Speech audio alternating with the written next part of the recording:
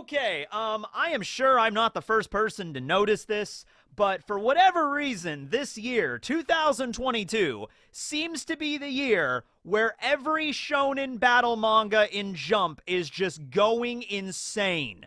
Like, they are all going so hard right now, if you haven't noticed. Like, One Piece, where that's at right now, especially My Hero Academia, just kicking off the second war, the payback war, so to speak. And we've just started that, so we're not even as crazy as Horikoshi's going to get it. It's just starting. But then we have Black Clover, that was on break this week, but that's going really crazy. Mashal is insane. Undead Unluck, that just finished off a big major arc and now kicking off another one, and some really crazy stuff's going on there. So I really just hope that one series doesn't like overshadow another, especially since One Piece is the most popular and what's going on with that right now. But I hope people don't like overlook like My Hero or what's going on with these other shonen, because they are equally crazy. Today we're going to be talking about My Hero Academia chapter 349, titled Battle Flame, and this is going to go up on the side channel or the bonus channel or whatever I'm going to call it or whatever. So thank you for joining me. But man, I'm telling you what, yeah, we're only like, what, 3 months into the year? It's only March, guys. Like, calm down. Like, we're all gonna have heart attacks by, like, the end of this year if it keeps going this hard. Anyway, we have Mirko on the cover page this week. Also Bakugo, but I'm sorry, Bakugo. I mean, you're cool and everything like that, but get off the cover page. We just want Mirko. We want Miracle the Mirko. No, Mirko the Miracle. There we go. That works. By the way, something with her that I didn't even realize up until a few chapters ago. She lost a leg on top of her arm in the first war. I knew she lost the arm in the first war. That was pretty obvious. But something I glossed over or missed was just the amount of damage one of her legs, her right leg, suffered in that battle. But yeah, if you go back and look at it, oh, it was completely shredded, like pierced, and it was really, it had to be amputated. That's how bad it was, right? But even so, you know, Mirko as a double amputee is still one of the single most badass heroes in this entire story. She's got a damn Gatling gun arm, and then like the her prosthetic leg, which is like it kind of looks like a ski, you know, like a snow skis that have like bent, but it works for her because of her jumping power with her rabbit quirk. So yeah, it's just ridiculousness. And all the other things, I can't wait. I mean, Horikoshi's probably going to play around with this, where her arm just keeps getting destroyed, and she's like, give me another one. Like, this one's a Gatling gun. This one's a minigun. This one's a flamethrower. This one's a giant taser, you know? Like, there's all these different variations that Horikoshi could play with this. Power Loader and May have probably been cooking up under the giant, like, dome city that they've rose out of the ground to fight against Tomura. So there's going to be probably a lot of really cool things that we're going to see with Mirko. Kind of like Genos in One Punch Man. That's another one. That's not in Jump, but One Punch Man is going on very, very crazy right now. But kind of like Genos, where Genos always gets like completely obliterated in every single arc, but then he gets really cool like refurbishments in the next arc, only for him to be completely obliterated again. So he keeps getting cooler stuff, but then keeps getting obliterated anyway, which makes you wonder, like, I guess it wasn't cool enough. It's like, oh no, it can get cooler, all right? The last one was basically a giant dragon. Ooh, can we get Mirko to have like a giant cannon on her arm that's shaped like a dragon head? That would be neat. But anyway, that's just the cover page, and it's badass. It's so cool. All right, so we basically are focusing on two things in this chapter, two big ones, okay?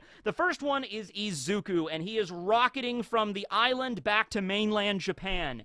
It is going to be a long flight, okay? They can't just summon a drone or a private jet to get Izuku back, or like a speedboat or something, okay? So he's got to do this on his own. Now, this is not Dragon Ball Z, where yes, Izuku can fly, but it's not like Goku and Piccolo and Vegeta just, you know, I sense a wasteland about 500 miles in that direction. We should go fight there. And they land in like 2 minutes. Now, Izuku is still just a normal human being that has a very powerful quirk, but still a normal human being, and he has limits, okay? And Okuto Island, where he's leaving, was mentioned to be 200 kilometers south of mainland Japan. That is over 100 miles that Izuku has to travel over open ocean under his own power. This is going to take a while, okay? It's going to take a while for him to get back to the battle, okay? And he also doesn't want to wear himself out by the time he finally gets there, so he can't push himself to 100%, right? Maybe at some point, maybe halfway, somebody could meet him with a speedboat or something. Maybe Monoma, I mean, if he has to disengage Erasure for whatever reason, I don't see why, because right now where the situation is with Tomura, if he does disengage Erasure, then their whole plan is just going to be immediately completely, like that whole area, that dome is just going to be obliterated in a second. So he can't end erasure. So that's a problem. So yeah, maybe some other warp or some other teleportation quirk, but those seem very rare and far between. So for right now, Izuku is on his own, and he's trying to go as fast as he can, and he's mentioning, yeah, I'm using Fajin and I'm using Float, but I'm still too slow. And so you have a moment where he's just kind of like clenching his fist, like out of frustration, because he's not going fast enough to get back to the mainland. And so the second user of One For All appears. The dude that kind of looks like Bakugo's dad. He's not Bakugo's dad, nor is he Bakugo, but he has similar hairstyle, the dude with the scar. And he has the similar gauntlets as well. And he's like, hey, dude, Izuku, calm down. And it's kind of a big deal that it's him. It's not one of the other vestiges of One For All that he's a little bit more familiar with, like Daigoro or Nana. No, it's this dude, a dude we still don't know the name of, for instance. But he shows up, and he's the one that's just like, hey, calm down. You're freaking out.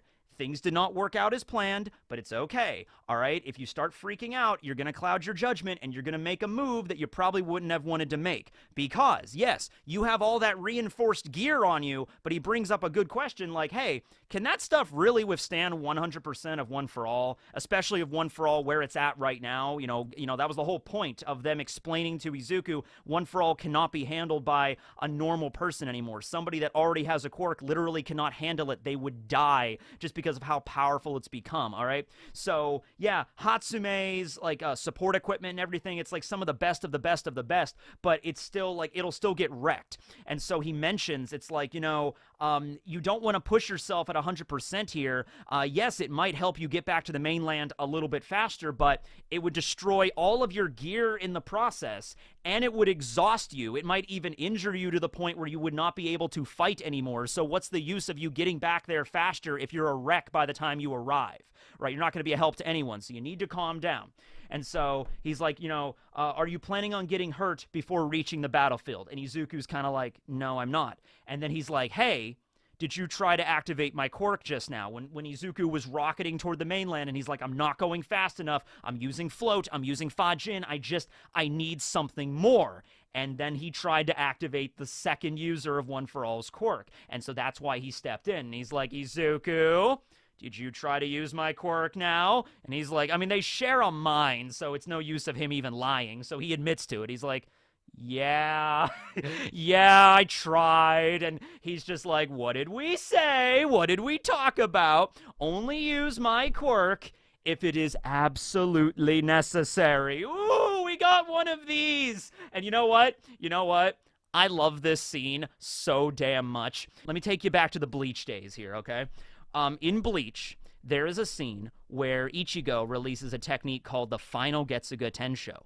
And we didn't really know much about this technique. Ichigo just kind of learns it and then uses it against Aizen. And every time I talk about the Final Getsuga Tensho, I always talk about, man, it'd be cool if this technique was, like, foreshadowed a little bit. And I always imagined it like Ichigo could go, like, in his inner world, and there would be, like, a locked door, like a giant iron door with, like, a bunch of locks over it or something. And Ichigo would be like, what's that, Zangetsu? And Zangetsu's like, do not worry about that. That is not important. That is a last resort that hopefully we'll never have to use. And so obviously that never happened in Bleach, but it happens here. So the second user of One For All is like, that was meant to be your last resort. And we see an image of a shadowy iron door bolted shut with like 17 different locks. And that's like inside of Izuku's quirk. Inside of One For All exists this door that should ever and only be opened as a last resort and a last resort only. The second user goes on to explain that, the whole point of this and such a problem exists is that our quirks that we had when we were alive are completely different now because they've been added to One For All. And his quirk is the first quirk to ever get added to it, aside from the two base quirks that make it up, the stockpiling quirk and quirk of the brother of All For One, the one that just allowed him to pass quirks on, okay? So those were the two base quirks that added together to create One For All. But the next quirk, the next meta ability as he calls it, because that was what it was called back in the day, it was this dude's, okay? This dude's quirk, which means it has spent the most time inside of One For All for over 100 years at this point, gathering the most power. And he mentions that as a result, my quirk has evolved into a particularly unique power. it's not something that can be wielded the usual way as I once did. So it's a similar ability, but it's gone to an insanely new level that, like, the way that he explains it, like, if you use this, it's going to have grave repercussions. You will only use this when you have to. And he says, don't fall into desperation. Only use this technique when you are in the midst of a battle. And, like, it's the final battle. Do you understand? And Izuku's like, okay. And the second user goes on to say, listen, have faith in your friends. Your friends, you guys have all been planning this for a while. Your friends are every bit as dedicated as you are here. Focus on your own battle right now and just getting to shore, okay? It might take a while, but this is the best way to do it, okay? And that was the end of their conversation. So what is the second user of One for All's quirk, I wonder? The way that he's talking about it, I think it's going to be some sort of time acceleration quirk. Because Izuku seemed to think that using that quirk would have helped him immensely in getting to where he needs to be. So that means it either has to be something that allows him to travel very fast or something that bends or warps time. Now, obviously, a time manipulation quirk, other than Aries Rewind, it's a very powerful quirk. But keep in mind, he mentions that it is completely different from what it used to be. So imagine if his ability, back when he first had it, was something very simple. What if it was just a super speed quirk? And that was it. Nothing on the level of the Flash or anything, but just allowing him to move really fast and, like, punch enemies really quick and stuff like that. And then just adding to One for All and all the different changes it went through over the centuries, maybe a century or so, basically evolved into the Flash, where the Flash is capable of, like, transcending the speed of light and, like, phasing through matter and shit. All right? But maybe it's, like, a lot more drawbacks when Izuku uses it, right? Like, it's really going to kick back the body a lot worse than, like, the way that the Flash uses it. Or it could be a time thing. It could be a thing where maybe before he was only able to, like, accelerate time, like Eri can rewind time. The second user could accelerate time, but only, like, maybe like only 1 or 2 seconds, just to, like, catch the enemy off guard. But now using it, they can accelerate time maybe hours, days, years. But if you activate it, then if you're not careful, it can accelerate too fast, and then you're stuck in the future and you can't go back. Might be something like that. Who knows? But it's a ridiculously powerful quirk that has or it could just be something that if used too much could kill you.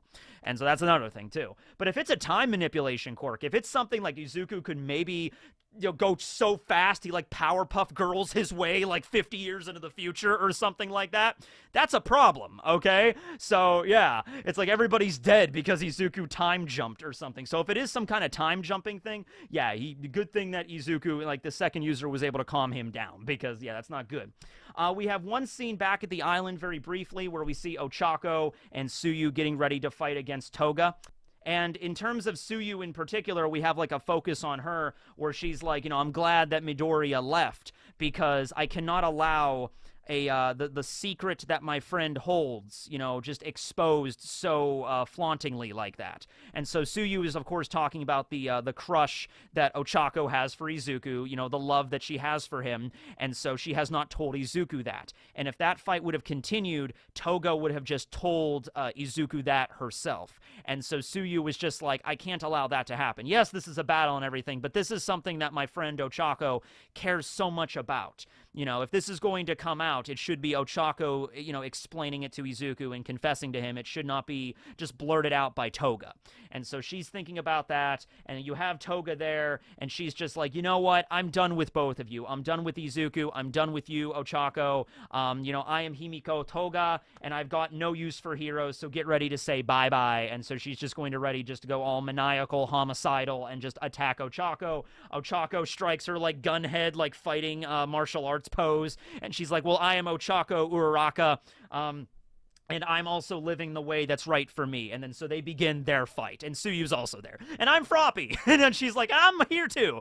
But anyway, so that's an epic moment, very brief moment, but yeah, there's gonna be a lot of other fighting going on there, like Gang Orca is there and everything like that. But make no mistake, this is gonna be a Toga versus Uraraka and Tsuyu fight, okay? Uravity and Froppy versus Toga. So I'm pumped for that. We'll see where it goes. Now we go to the other section of the chapter at Kanagawa Prefecture. Prefecture at Kamino, where the battle, of course, with the original battle of All for One took place, where All Might did his epic, United States of Smash and ended his hero career. We see the statue of All Might standing tall as it's just bathed in flames, like so much to the point where it might as well be magma. And this is the battle. It just says Ground Zero. This is where you got Endeavor's whole crew, not Endeavor himself, but you have Onima and Kido, as well as Burnin are there, and of course Shoto Todoroki is there as well, right? Shoto's hanging out.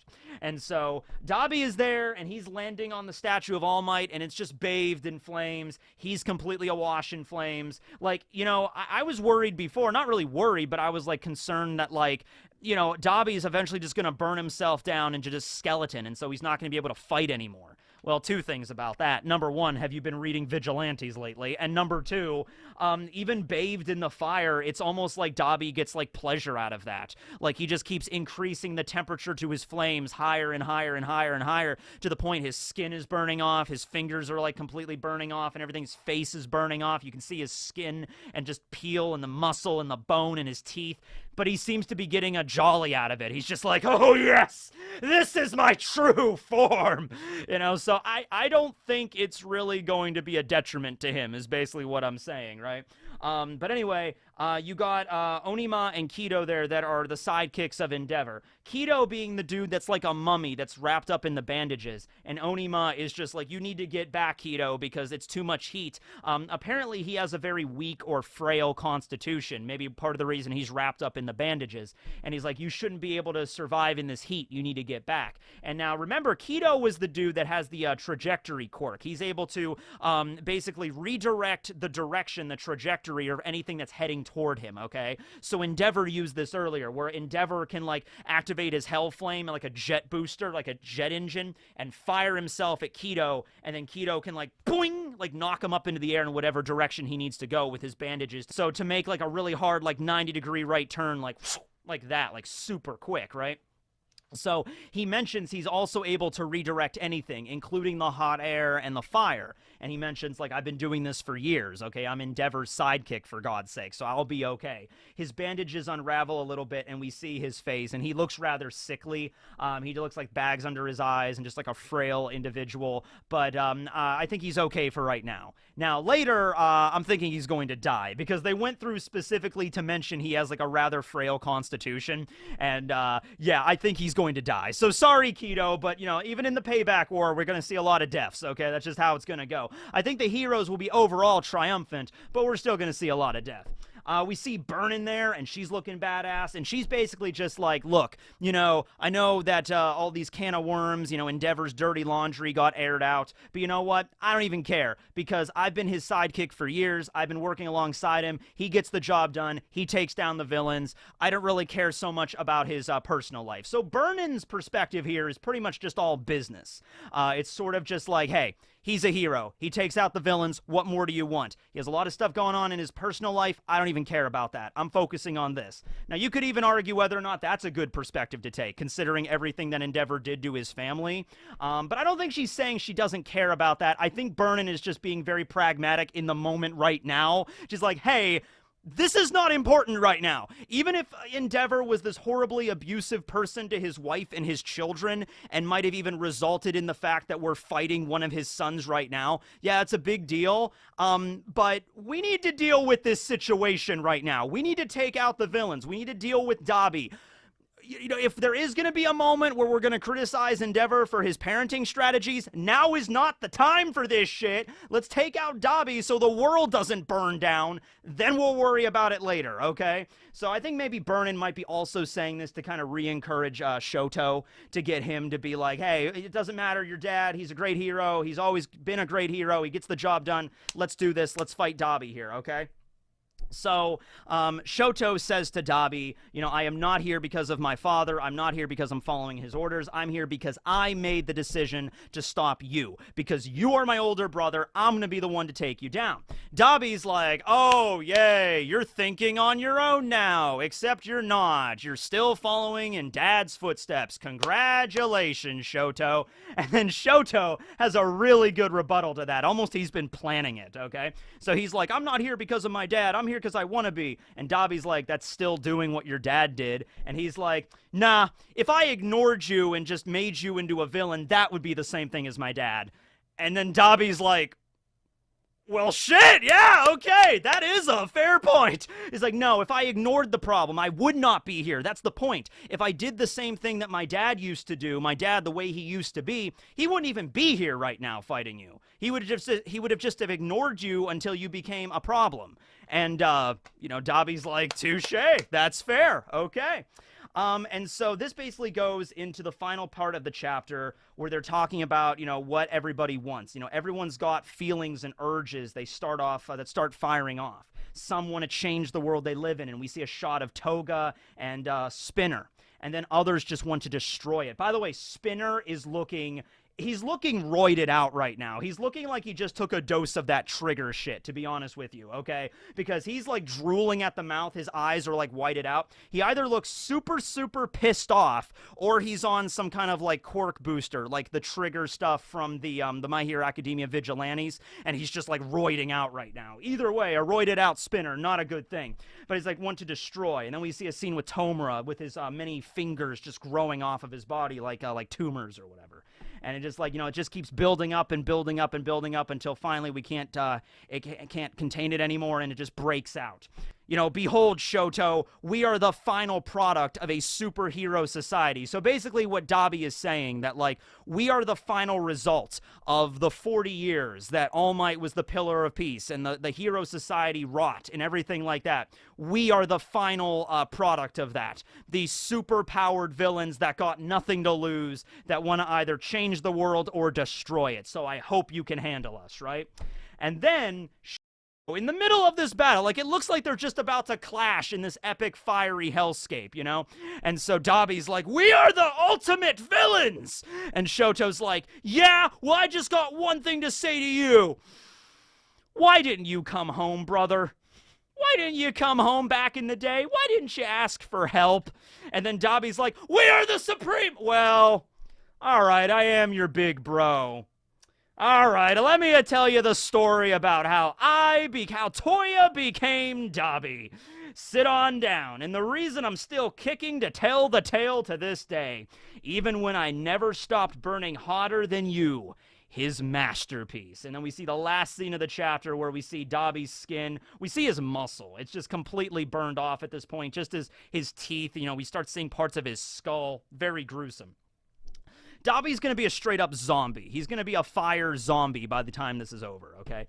So, that's a little bit strange for a backstory moment where, they're surrounded in flames right now. This would be like Goku Super Saiyan against Frieza, they're in the middle of, Namek exploding, and all of a sudden Frieza's like, allow me to tell you my backstory. Just it'd be like, okay, sure. I mean, I don't know where else we're gonna put this in, so I guess now is good. So Dabi, I don't know how this is gonna go. Dabi's all covered in flames. His flesh is burning off. Everything's covered in flames. The statue's covered in flames. Shoto's there with his ice. They're about to be in this middle of this fight. Is Dabi just gonna turn off his fire and just sit down and be like, well, it all started, how many years ago when I was on top of that mountain training with Dad, and he thought I was dead. But in actuality, I think the way that Dabi's backstory is going to go, and I don't know how exactly it's going to go, I think it might be a situation something like this. What if Dabi, or Toya back then, Toya was training with Endeavor, an accident happened, massive forest fire probably resulted in it, and they just assumed Toya was dead. All for One saved him. All for One took him and brought him and recovered, kind of the same thing that happened to Obito with Madara in Naruto, right? They thought he was dead. He got brought away by the main villain and he was healed, okay? Over the course of several weeks, several months. He had very bad burns over most of his body. Skin grafting technology probably had to be used. But also, then again, All for One has a lot of quirks. That's the whole point. So he might have used some of those quirks to keep Toya alive. He maybe gave Toya a few regeneration quirks or, anti-burn ointment quirks or whatever he had to keep him alive. Eventually Toya recovers and he's like, okay, I want to go home now. And All For One like attempted to brainwash him or whatever, and he's just like, oh, I can't, I'm not going to listen to you, I'm going to go home and see Dad. And so he did go home, but maybe this was like years at this point from him recovering, with all the burns he had on his body. He was in a coma for probably years. And then so when he went back to go see his dad, he saw Endeavor moving on. He saw him training Shoto now as his new prodigy in the same way that Toya was trained. And that just broke him. That like, oh, he treats this as nothing more than just like action figures, basically. Like one of us broke, and so he just had another action figure, and now he's training that one, right?